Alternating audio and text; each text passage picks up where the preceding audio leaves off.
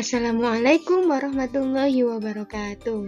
Halo Solih-Solihah kelas 3. Bagaimana kabarnya hari ini?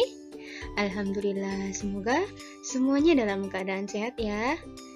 Nah, anak-anakku, hari ini kita akan belajar tema 1 tentang pertumbuhan dan perkembangan makhluk hidup, subtema 1 tentang ciri-ciri makhluk hidup di pembelajaran 1 dan juga pembelajaran 2. Nah, kalian simak penjelasan Ustazah berikut ini ya. Nah, kita akan belajar tentang makhluk hidup. Makhluk hidup itu apa sih? Nah, makhluk hidup itu contohnya seperti manusia, hewan, dan juga tumbuhan. Nah, ciri-ciri makhluk hidup yaitu bergerak, bisa bernafas, berkembang biak, tumbuh, memerlukan makan dan minum, dan peka terhadap rangsang. Nah, anak-anak, coba kalian perhatikan gambar hewan berikut ini. Apakah kalian pernah melihat hewan apa ya ini? Iya, betul sekali, ini adalah hewan cicak. Untuk mengetahui ciri-ciri cicak itu apa saja, coba kalian dengarkan nyanyian lagu berikut ini ya. Cicak-cicak di dinding, diam-diam merayap. Datang seekor nyamuk, hap, lalu ditangkap. Nah, anak-anak, setelah kalian menyanyikan atau mendengarkan lagu tersebut, apakah kalian tahu bagian manakah ya dalam lagu tersebut yang menunjukkan ciri-ciri makhluk hidup? Nah, coba perhatikan lagi lirik lagu Cicak di Dinding ini ya. Ciri-ciri cicak yaitu bisa bergerak. Cicak bergerak dengan merayap di dinding. Kemudian, ciri-ciri cicak yang kedua dalam lagu tersebut yaitu memerlukan makanan. Makanan cicak adalah nyamuk. Nah, sekarang coba kalian perhatikan kembali syair atau lirik lagu Cicak di Dinding ini ya. Nah, di situ ada tanda yang pendek dan juga ada tanda yang panjang. Tanda pendek artinya dinyanyikan dengan bunyi pendek, sedangkan tanda yang panjang artinya dinyanyikan dengan bunyi yang panjang. Nah, pada baris tersebut ada yang memiliki pola irama sama dan juga ada yang memiliki pola irama yang berbeda. Nah, anak-anak, supaya kalian lebih mengetahui perbedaan pola irama yang sama dengan pola irama yang berbeda, kalian harus tahu dulu apa itu pola irama. Pola irama yaitu panjang dan pendeknya bunyi dengan susunan tertentu pada lagu. Nah, coba sekarang kalian amati pola irama dalam lagu Cicak di Dinding berikut ini ya.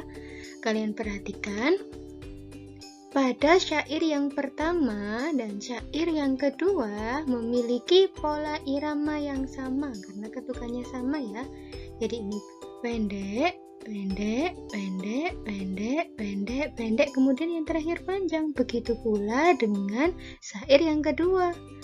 Sekarang coba kalian perhatikan pada syair yang ketiga dan juga yang keempat.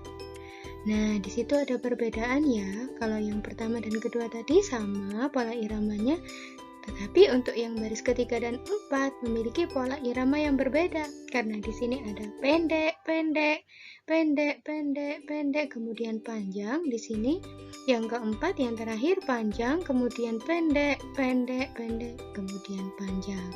Nah, jadi terlihat jelas ya bahwa dalam syair lagu Cicak di Dinding yang mempunyai irama yang sama atau pola irama yang sama yaitu syair ke-1 dan kedua. Kemudian yang memiliki pola irama yang berbeda yaitu syair yang ketiga dan yang keempat. Nah, sekarang coba kalian amati gambar hewan apakah ini? Ya, betul sekali, ini adalah gambar ikan. Apakah kalian tahu ciri-ciri ikan itu apa, anak-anak? Nah, coba kalian lihat ciri-ciri ikan, yaitu yaitu yang pertama, ikan hidup di air. Kemudian yang kedua, ikan bergerak atau berenang menggunakan sirip. Dan yang terakhir, ikan bernafas menggunakan insang. Nah, anak-anak, ikan dan cicak itu memiliki persamaan loh. Nah, apa sih persamaannya? Cicak dan ikan itu memiliki persamaan cara berkembang biaknya, yaitu berkembang biak dengan cara bertelur. Berkembang biak itu apa sih? Nah, berkembang biak itu adalah menghasilkan keturunan dari jenis yang sama dengan induknya. Nah, anak-anak, jadi makhluk hidup itu berkembang biak bisa dengan cara bertelur ataupun bisa berkembang biak dengan cara melahirkan. Nah, contohnya seperti tadi, cicak dan ikan. Cicak dan ikan berkembang biak dengan cara bertelur. Contohnya, ikan mas sekali bertelur bisa menghasilkan lebih dari 1000 butir. Nah, 1000 butir. Apakah kalian bisa menuliskan bilangan 1000 anak-anak? Coba kita lihat contoh berikut ini ya. Nah, sekarang kalian coba lihat nomor 1. Jadi, angka yang nomor 1 ini dibaca 1000. Kemudian yang nomor 2. Bilangan yang nomor 2 ini dibaca 7150. Yang ketiga dibaca 10.000. Yang keempat dibaca 4.050. Dan yang kelima dibaca 3.125. Nah, anak-anak, dari 5 bilangan di atas, jika disusun dari bilangan yang terkecil sampai terbesar, maka urutannya yaitu dari 1000 dulu. 1000, kemudian 3125, kemudian 450, 700, dan juga terakhir 10.000. Nah, jika sebaliknya, bilangan di atas jika disusun dari bilangan terbesar sampai terkecil yaitu kebalikannya, maka urutannya dari 10.000 dulu, kemudian 7.150, 4.050, 3.125, dan 1000. Bagaimana? Sudah paham kan? Nah, anak-anak, coba kalian amati gambar berikut ini. Makhluk hidup itu dapat bergerak dengan cara yang berbeda-beda. Contohnya, dari gambar ini. Manusia bergerak atau berjalan menggunakan kaki. Nah, sedangkan contohnya seperti hewan, cicak ini. Kalian amati. Cicak bergerak merayap di dinding. Kemudian, gambar ini. Gambar ikan. Ikan bergerak atau berenang menggunakan sirip. Nah, selanjutnya, kalau tadi manusia dan juga hewan bisa bergerak, tumbuhan juga bisa bergerak. Tetapi, tumbuhan tidak bisa berpindah tempat. Tumbuhan bergerak ke arah cahaya matahari dan akar bergerak ke bawah. Contohnya seperti pada gambar berikut ini ya. Nah, selanjutnya, selain bergerak, ciri-ciri makhluk hidup yang lain yaitu bernafas. Coba kalian amati gambar berikut ini. Hewan, contohnya seperti ikan, belalang, atau serangga, dan juga cacing. Nah, ikan bernafas menggunakan insang. Kemudian, serangga bernafas menggunakan trakea. Dan selanjutnya yaitu contoh cacing. Cacing bernafas menggunakan kulit. Nah, selanjutnya bagaimana dengan manusia? Manusia bernafas menggunakan apa? Manusia bernafas menggunakan paru-paru. Nah, selanjutnya tumbuhan. Apakah tumbuhan itu juga bisa bernafas? Iya, tumbuhan juga bisa bernafas. Cara bernafas tumbuhan yaitu menggunakan stomata dan juga lentisel. Stomata itu adalah mulut daun, contohnya seperti yang ada di gambar ini, dan juga lentisel. Lentisel itu adalah lubang kecil pada batang. Nah, anak-anak, ciri-ciri makhluk hidup selain bernafas, ciri yang lain, makhluk hidup juga membutuhkan makanan. Contohnya, manusia dan hewan selalu membutuhkan air dan makan untuk memenuhi kebutuhan.